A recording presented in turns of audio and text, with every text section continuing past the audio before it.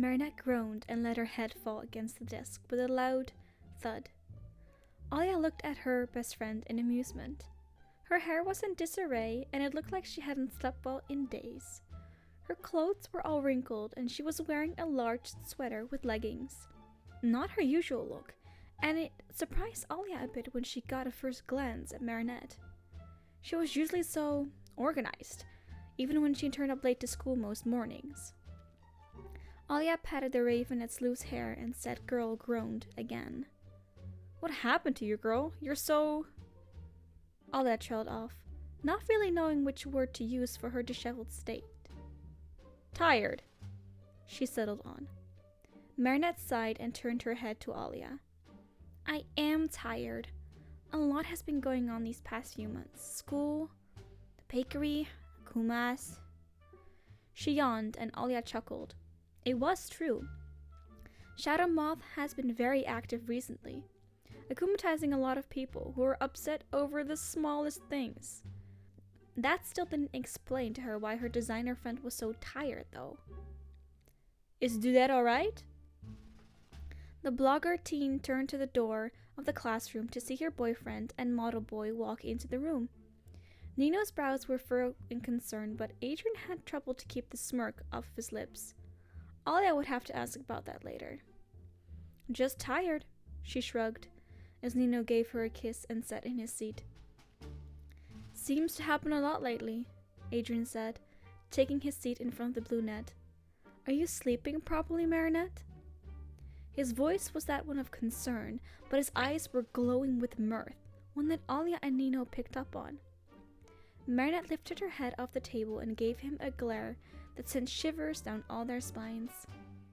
Adrian suddenly turned a bit nervous, his hand scratching the back of his head. Alia and Nino gave each other a look. Since when is Marinette so confident with Adrian? The glare turned into a teasing smirk. "Geez, I wonder whose fault is that?" She ruffled Adrian's hair and tried her best to make it as messy as possible. He chuckled, leaning into her hand. "Whoa, what is with you two?" Alia cut in, the two teens looking at their bespectacled friends. "Have you two been hanging out without us?"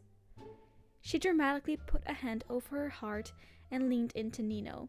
She looked at the two again, who were blushing slightly, looking at each other with smiles on their faces. "Holy shit," Alia and Nino said simultaneously. "Good morning, everyone!" An obnoxious, cheerful voice came from the doorway. Lila waved at everyone with a very fake smile that made Adrian and Marinette roll their eyes. Alia happy greeted her and gave the brunette a hug. Lila turned her eyes towards the secret superheroes and was about to say something when she noticed Marinette's outfit. She gasped and took a step back. She recognized that sweater. One time when she was over at Adrian's house to study, he had to go to the bathroom, and she snooped around a bit. She discovered his enormous walk-in closet and remembered everything that was hanging and folded in there, including that sweater. Black, with 2 green stripes on the sleeves. Lila was livid. "Where did you get that sweater?"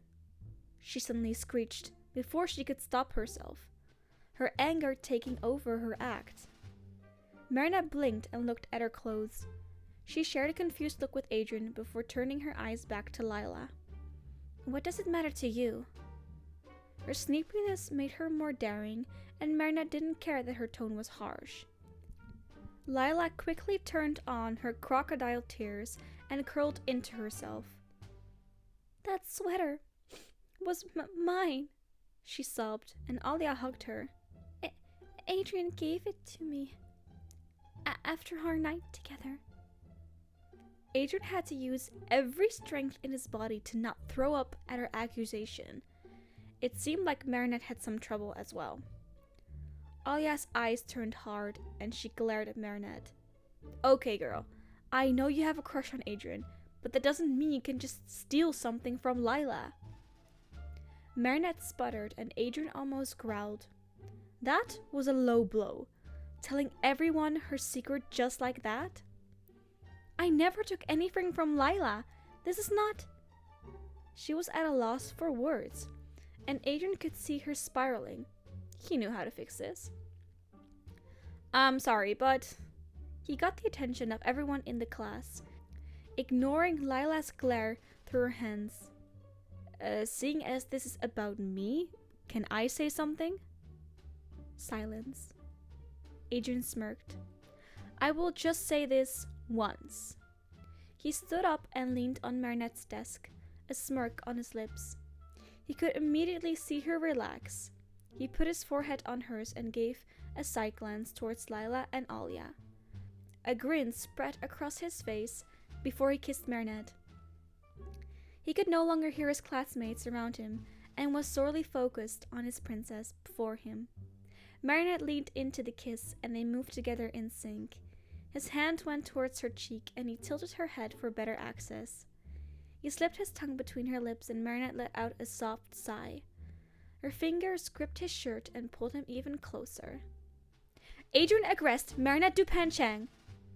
A voice cut them off and they separated with a smack. Madame Bustier stood on the stairs, her arms folded and her brows furrowed. They sheepishly looked at their teacher, but she didn't waver in her stance. Please refrain from making out with each other in the classroom. Back to your seats. Madame Bustier turned back towards the rest of the class, who was gaping at the two of them. That counts for the rest of you as well. Everyone slowly made it towards their seats, eyes still on the new couple. Adrian also sat back in his seat, satisfied, even though they were interrupted. Nino gaped at him, but Adrian just gave him a smirk. Marinette was flustered, but it was nothing she couldn't handle. They've done much more, after all.